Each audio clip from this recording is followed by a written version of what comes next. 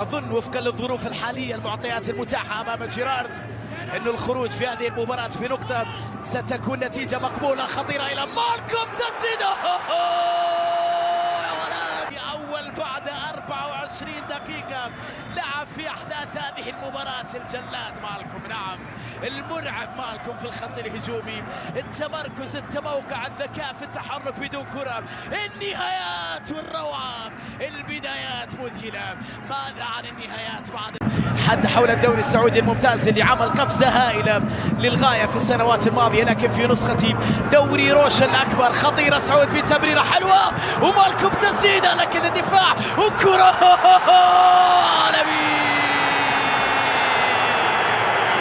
ويحب كانت في منتهى الروعة من مالكوم أولى سالم، وين أهداف عالمية عالمية، كرات عالمية، أهداف عالمية. يحب الحلول، يحب الكرة الفاتنة، يحب الكرة الجميلة، يحب اللمسة الهائلة، يحب يتصدر المشهد، يحب يكون في العناوين، يحب أحلى مانشيت بعد أحلى قذيفة بعد أحلى لمسة من أحلى سالم، الثاني للزعيم على طريقة التورنيدو.